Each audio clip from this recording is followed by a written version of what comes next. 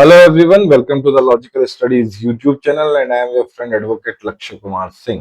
तो मैं दोबारा से आ गया हूँ जूरिस्प्रूडेंस के मास्टर नोट्स लेकर। तो आज अपन लोग करने वाले हैं कौन सा टॉपिक, देखिए मैं इसको थोड़ा सा जूम कर देता हूँ क्योंकि मुझे पिछले 3 जो लेक्चर्स मैंने अपलोड किए हैं उसमें बताया गया है थोड़ा सा ब्लर दिख रहा है, छोटा दिख रहा है, तो मेरे ख्याल से ये ठीक चलेगा। राइट गाइज, तो हम ऑलरेडी डेफिनेशंस कर चुके हैं, नेचर ऑफ लॉ कर चुके हैं। आज हम शुरू करने वाले हैं सोर्स ऑफ लॉ। तो चलिए बढ़ते हैं सोर्स ऑफ लॉ की तरफ। मैं पहले बता देता हूं, हम इनको 2 पार्ट में करेंगे। मैं कोई 35-40 मिनट की वीडियो नहीं बनाने वाला हूं, 20-25 मिनट की वीडियो चलेगी। राइट, तो देख लेते हैं meaning of source of law. The expression source of law is used in more than one sense. जी डेफिनेटली, मतलब सोर्स ऑफ लॉ यानी कि विधि का स्रोत कहाँ है, विधि के कौन कौन से स्रोत है, कहाँ कहाँ से विधि मतलब कानून निकल के आया है। राइट गाइज, तो सोर्स ऑफ लॉ का मतलब ये होगा, sometimes it means the authority from which the law drives force and validity. यानी कि कभी कभी मतलब होगा कोई ऐसी अथॉरिटी जहां से लॉ जो विधि है वो अपनी फोर्स और वैलिडिटी यानी कि वैधता को ड्राइव करती है, कहां से वो वैध बनती है। यानी कि इसका क्या मतलब हुआ, क्योंकि पार्लियामेंट ने लॉ बनाया, स्टेट असेंबली ने लॉ बनाया, राष्ट्रपति महोदय के पास और गवर्नर महोदय के पास ऑर्डिनेंस मेकिंग पावर है। याद होगा आपको आर्टिकल 123, आर्टिकल 213। तो इनकी वैलिडिटी कैसे आती है, सच एज द सोवरन और स्टेट। जी हाँ, सोवरन और स्टेट, जैसे कि हमने कल ऑस्टिन के बारे में पढ़ा, उसमें उन्होंने पॉजिटिव लॉ की बात करी। पॉजिटिव लॉ क्या होता है, law made by the state, law made by the sovereign. Right, तो sometimes it means the authority, sometimes it means the sovereign, sometimes it means the state. यानी कि हम ये नहीं कह सकते कि लॉ का सोर्स केवल एक ही होगा, लॉ के बहुत सारे सोर्स हैं, हम आगे देखेंगे।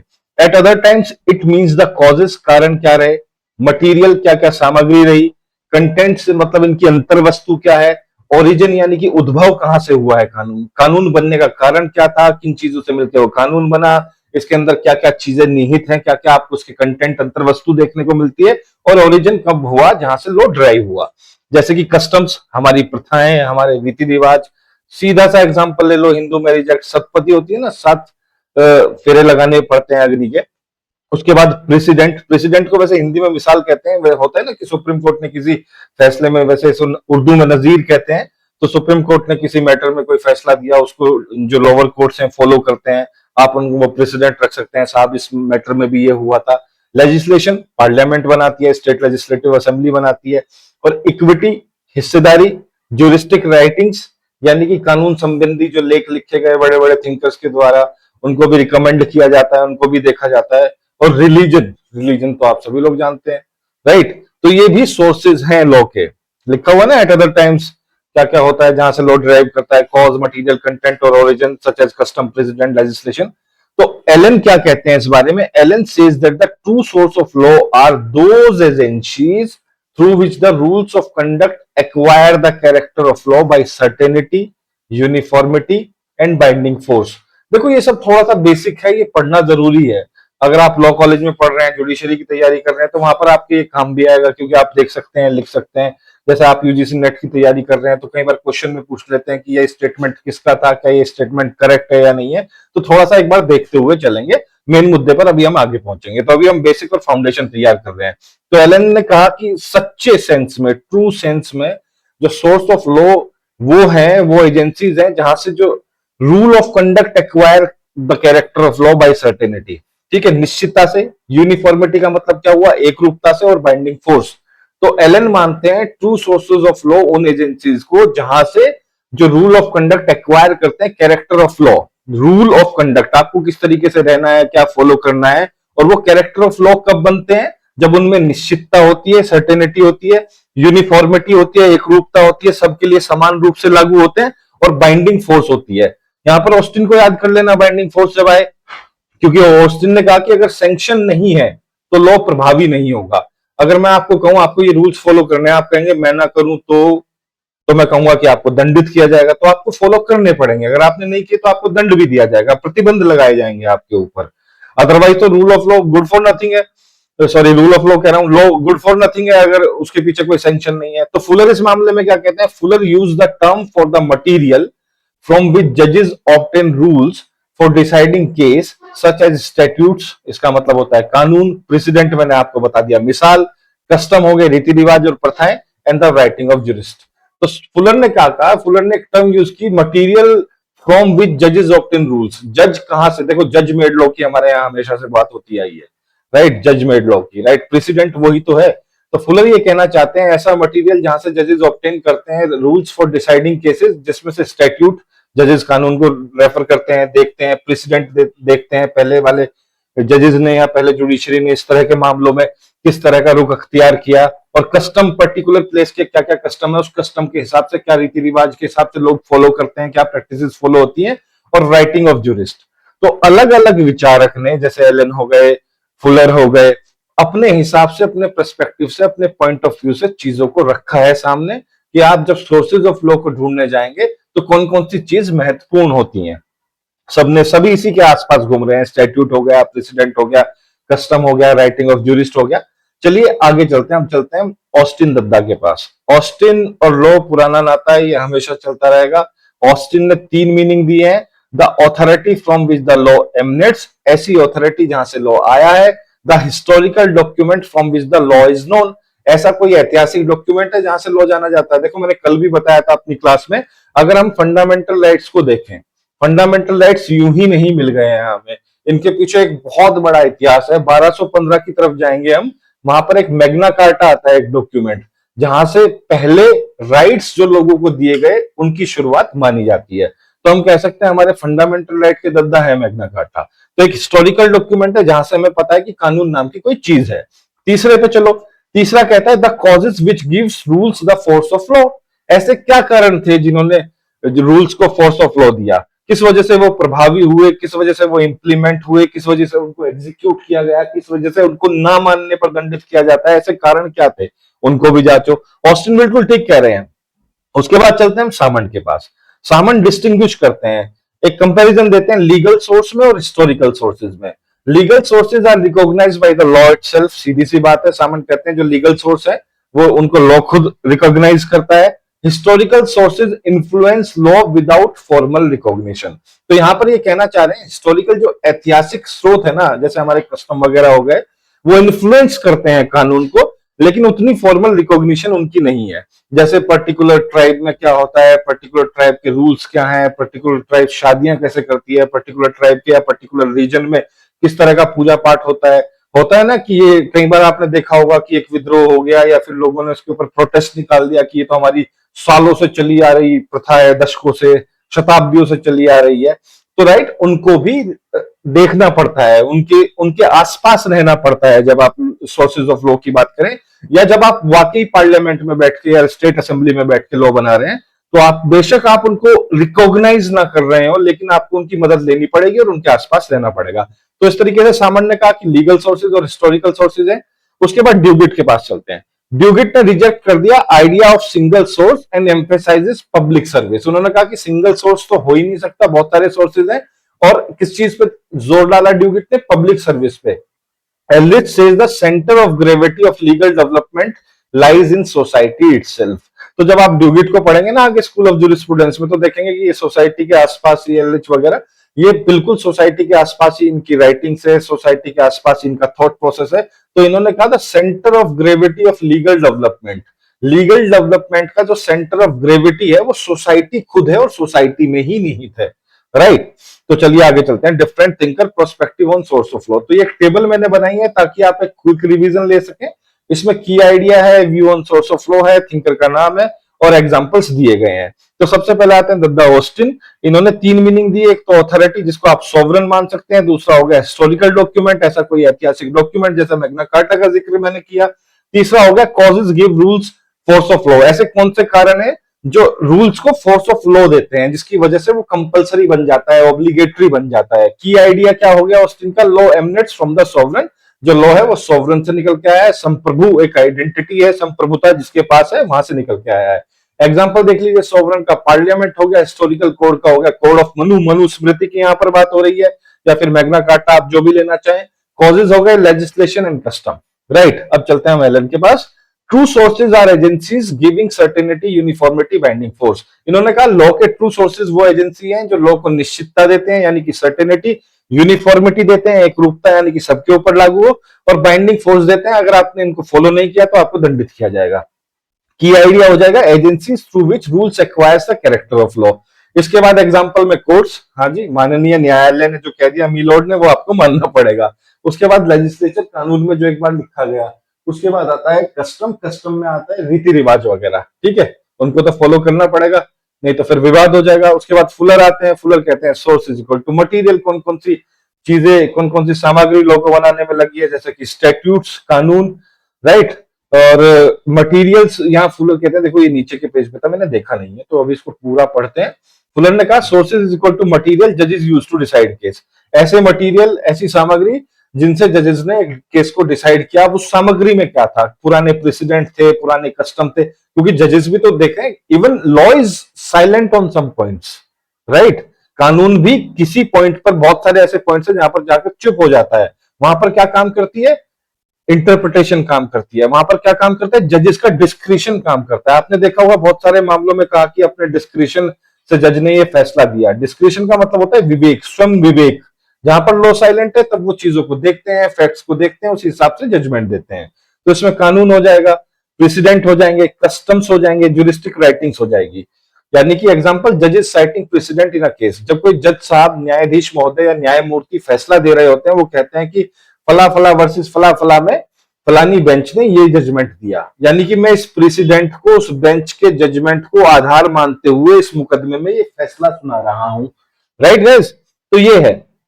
चलिए आगे चलते हैं। यहां तक समझ में आ गया हो तो बताना कमेंट सेक्शन में, प्लीज मुझे बता दिया करो कि क्या ठीक चल रहा है, क्या गलत चल रहा है, कुछ फीडबैक, कुछ अपडेट करना है या नहीं करना है, उस हिसाब से अपन आगे चलते रहेंगे। अब आते हैं हम सामंत के पास। सामंत ने डिस्टिंग्विश किया लीगल सोर्सेज को और हिस्टोरिकल सोर्सेज को। लीगल सोर्सेज कौन से हुए, which are recognised by the law. Historical sources क्या हुए, इन्फ्लुएंस करते हैं लॉ को लेकिन फॉर्मली रिकॉग्नाइज नहीं है। की आइडिया क्या हो जाएगा, legal sources are authoritative and sources and historical sources are unauthoritative sources। authoritative का मतलब आधिकारिक, आधिकारिक तौर पर ये कहा गया, सुना होगा, न्यूज़पेपर में बहुत देखा होगा। और अनाधिकारिक, ठीक है, आप कह दिया उन्होंने पर ये, इसको आप ऑफिशियल स्टेटमेंट मत मानो, अनऑथोरिटेटिव, right.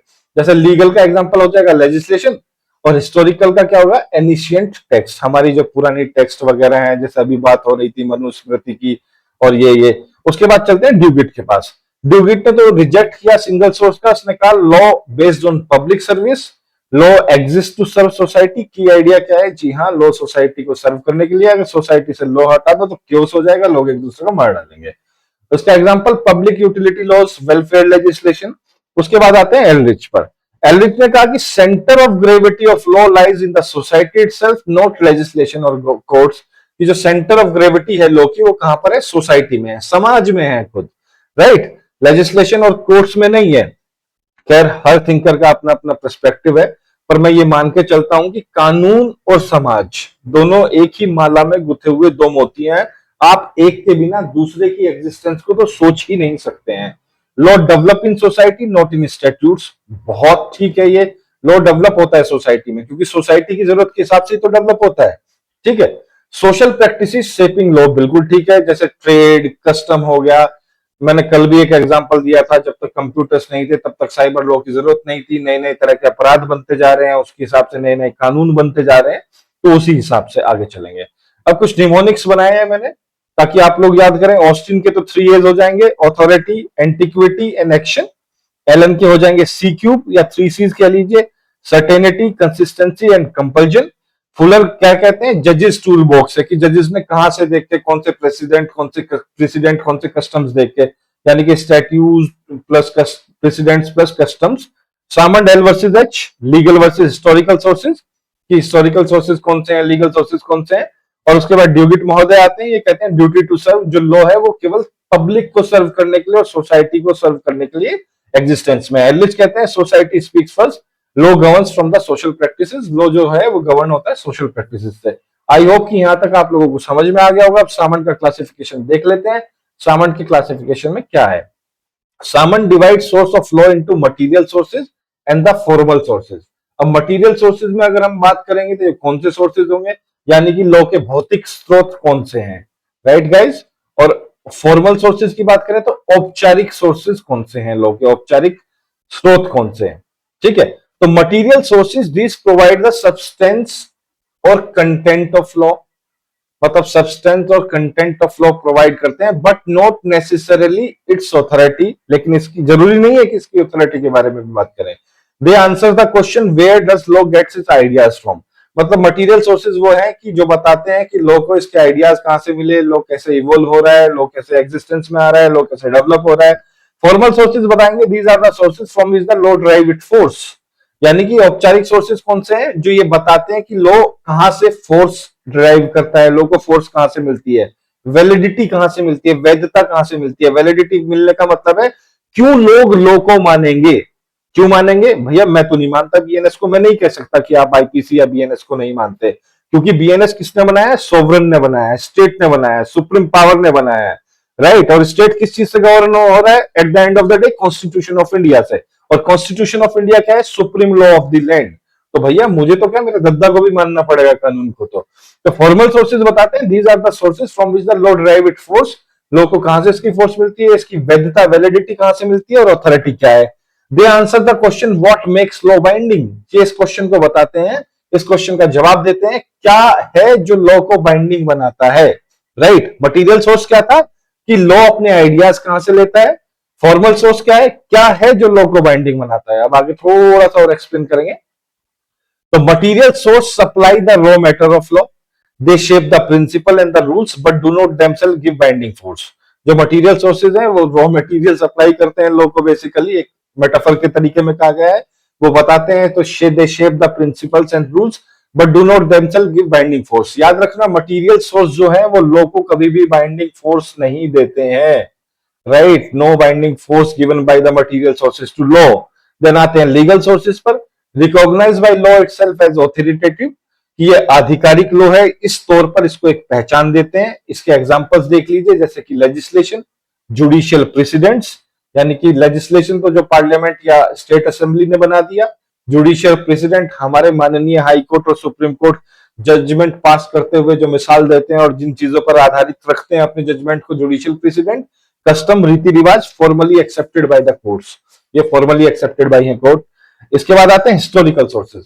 Influences that shape law without formal recognition, ये बहुत इंपॉर्टेंट है। देखने में तुम्हें ऐसा ही लग रहा होगा, लेकिन सच बता देता हूं, over a period of time, जब हम टाइम की बात करते हैं, यहाँ 2, 4, 10 दिन, महीने, साल की बात नहीं हो रही है, ये बात हो रही है दशकों की, डिकेड्स की, शताब्दी की, सेंचुरीज की। ऐसे क्या क्या प्रभाव हुए जहां से लॉ ने एक अलग तरीके से शेप ली और वो एग्जिस्टेंस में आया।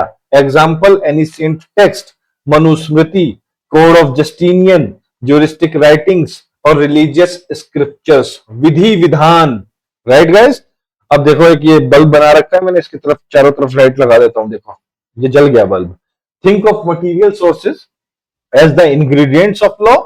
सम आर ऑफिशियली रिकॉग्नाइज, जो कि लीगल सोर्स है, other are influential but unofficial historical है।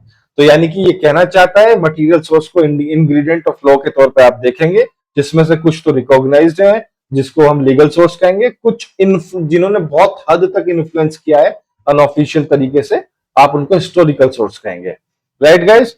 अब आते हैं, हम पढ़ेंगे फॉर्मल सोर्सेज क्या होते हैं। तो formal sources are the those through which law acquires validity and enforceability, right. Formal sources वो सोर्स हुए हैं जिनके थ्रू लॉ ने वैलिडिटी, वैधता, वैधता मतलब लोग क्यों मानते हैं लॉ को, अरे भैया नहीं, लॉ एंड ऑर्डर को फॉलो करना पड़ेगा, जिनसे लॉ ने अपनी एक्वायर की वैलिडिटी और एनफोर्सिएबिलिटी। एनफोर्सिएबिलिटी को हिंदी में कहेंगे परिवर्तनीयता, राइट। इसका मतलब होता है कानून द्वारा लागू किए जाने की क्षमता, परिवर्तनीयता। मुझे पता है आप लोग इंग्लिश में बहुत बेहतर समझ लेंगे, कुछ हिंदी वाले स्टूडेंट आएंगे वो देखेंगे तो उनके लिए ये थोड़ा सा लिख रहा हूं मैं। तो एनफोर्सिबिलिटी, कहां से अपनी वैधता और कहां से अपनी परिवर्तनीयता। परिवर्तनीयता का मतलब हो गया कानून द्वारा लागू किए जाने की क्षमता, कानून लॉ को कहां से मिली। They are the machinery that turns raw ideas into binding rules, ठीक है। फॉर्मल सोर्स वो मशीनरी है जो रॉ आइडियाज को बाइंडिंग रूल्स में कन्वर्ट कर देती है। अब देख लीजिए यहाँ पे क्या क्या मेंशन कर रखा है। लेजिस्लेशन, कानून enacted bye sovereign authority, sovereign authority के द्वारा बनाया गया लेजिस्लेशन।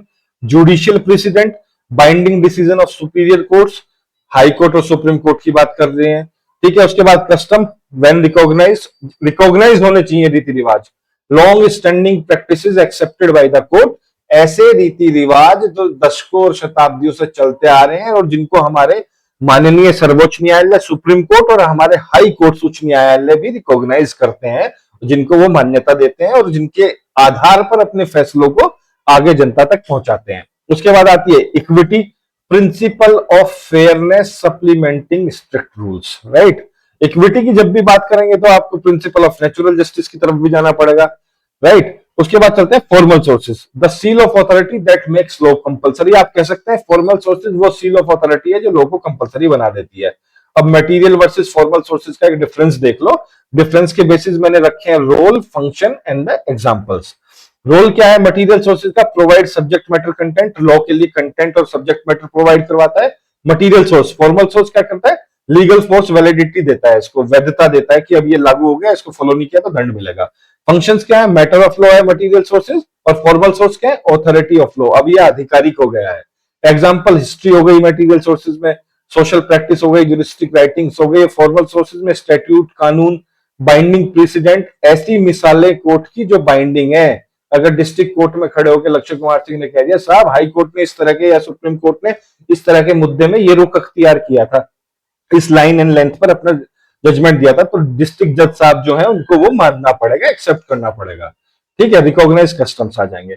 अब आते हैं कीटोन के क्लासिफिकेशन पे। Keeton refines the idea by distinguish between binding source and the persuasive source.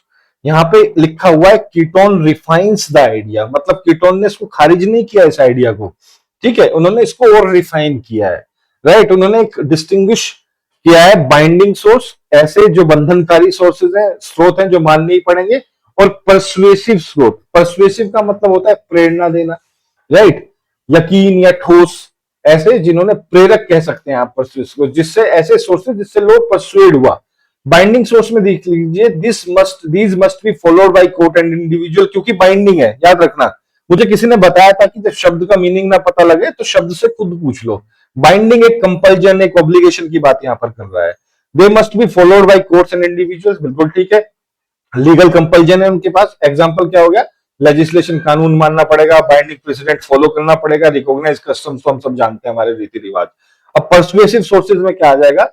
दे में इन्फ्लुएंस बट नॉट ऑब्लिगेटरी, वो प्रभावित तो कर सकते हैं कानून को बनने में, ठीक है, लेकिन ऑब्लिगेटरी नहीं कि इनको मानना ही पड़ेगा। दे गाइड जजेस and law makers but can not be ignored, वो लॉ मेकर्स को और हमारे न्यायाधीश और न्यायमूर्ति महोदय को क्या करते हैं? गाइड करते हैं, लेकिन उनको इग्नोर भी नहीं किया जा सकता। जैसे foreign judgment, juristic writings, obiter dicta, recommendation of law commission, कहते हैं ना लॉ कमीशन ने ये सिफारिश की। अब ऑबिटर डिक्टा और रेशो डिसिडेंडाई के बारे में आप सब लोग तो जानते हैं। ऑबिटर डिक्टा एक जजमेंट का वो पार्ट है। वैसे ऑबिटर डिक्टा के बारे में मैं आपको कहूं, इसका हिंदी मीनिंग जो डिक्शनरी के हिसाब से आकस्मिक बात, आकस्मिक कही गई बात, मतलब अचानक से कोई बात कह दी गई। जज साहब फैसला दे रहे हैं हाई कोर्ट या सुप्रीम कोर्ट के, और अपने फैसले के बीच में उन्होंने कोई सपोर्टिंग एक बात कह दी है, हालांकि इसके ऊपर ऑबिटर डिक्टा के ऊपर कोई फैसला उनका बेस्ड नहीं होता। जो फैसला बेस्ड होता है वो रेशो डिसेंडाई के ऊपर होता है। तो ऑबिटर डिक्टा मतलब एक तरह की टिप्पणी उन्होंने कर दी है ये जजमेंट सुनाते हुए, ठीक है। और रिकमेंडेशन ऑफ लॉ कमीशन, अब ध्यान से देखो, फॉरेन जजमेंट हम बाध्यकारी नहीं है फॉरेन जजमेंट को मानने। अमेरिका में कुछ हो गया, पाकिस्तान में कुछ हो गया, हम नहीं, पर अगर वो बिल्कुल ठीक है तो हम उसको देख सकते हैं, रिकमेंड कर सकते हैं, उसको अपने विचारों में ले सकते हैं। ज्यूरिस्टिक राइटिंग, भैया ऑस्टिन ने ये लिख दिया, कीटोन ने ये लिख दिया, डुगिट ने ये लिख दिया, सामन ने ये लिख दिया, करे ने ये लिख दिया, ठीक है, अच्छा हमारे काम का हो सकता है, ले लो, लेकिन वो क्या है? कंपल्जन नहीं है। ऑबिटर डिक्टा मैंने अभी आपको बताया, रिकमेंडेशन ऑफ लॉ कमीशन, इनका नाम ही रिकमेंडेशन है, सिफारिश की गई है। अब सिफारिश आप माने या ना माने ये आपके ऊपर है। अब आते हैं निमोनिक्स पे। Binding is equal to must, याद रखना, बाइंडिंग का मतलब मस्ट, और परसुएसिव मतलब मे, ले भी सकते हैं या नहीं ले सकते हैं। अब बाइंडिंग वर्सेस परसुएसिव सोर्सेज का डिफरेंस देख लीजिए। बेसिस है ऑब्लिगेशन, बाइंडिंग सोर्सेज हमेशा अप्लाई होंगे, परसुएसिव में भी कंसीडर, जरूरी नहीं है आप कंसीडर करें। दूसरा नेचर क्या है बाइंडिंग सोर्सेज का? ऑथोरिटेटिव, यानी कि आधिकारिक तौर पर, ऑफिशियल तौर पर, और परसुएसिव का ऑप्शनल है लेकिन influential, optional but influential. Example देख लीजिए, स्टैट्यूट, बाइंडिंग प्रेसिडेंट, कस्टम्स। और परसुएसिव में क्या हो जाएगा? फॉरेन जजमेंट, इक्विटी और ज्यूरिस्टिक राइटिंग्स। आगे चलते हैं, अब की पॉइंट्स देख लीजिए पूरे लेक्चर से। सामन का जो डिस्टिंक्शन है वो मटेरियल वर्सेस फॉर्मल सोर्सेज में, एग्जाम में बहुत काम आएगा ये। मटेरियल सोर्सेज कंटेंट की बात करते हैं, फॉर्मल सोर्सेज अथॉरिटी की बात करते हैं। कीटोन ने क्या कहा, binding versus persuasive source is a practical refinement useful in case close analysis. और चौथा क्या है, ऑलवेज, हमेशा याद रखना, इलस्ट्रेट करना है एग्जांपल के साथ अगर नंबर चाहिए तो। Manusmriti historical source, BNS formal source, supreme court president binding है, फॉरेन जजमेंट परसुएसिव है। ठीक है गाइस, तो अब आगे चलते हैं। अब हम अगली क्लास में करेंगे kind of source of law, किस तरह के सोर्सेज ऑफ लॉ हैं, जिसमें हम कस्टम वगैरह को डिस्कस करेंगे, प्रेसिडेंट्स वगैरह को डिस्कस करेंगे। तो अभी के लिए मैं आज आप लोगों से ये कहना चाहता हूं, अगर आपको आनंद आ रहा है, पढ़ने में समझ में आ रहा है, तो प्लीज चैनल को लाइक कीजिए, शेयर कीजिए, सब्सक्राइब कीजिए, राइट गाइस। और प्लीज फीडबैक जरूर देना, मुझे कमेंट सेक्शन में बता देना, सर आप कैसा पढ़ा रहे हो, ठीक नहीं पढ़ा रहे हो, ये नहीं दिख रहा है, वो नहीं दिख रहा है, तो मैं उस हिसाब से ठीक करने की कोशिश करूंगा। And thank you very much, this is your friend advocate Lakshya Kumar Singh signing off for the day. Stay safe and stay happy.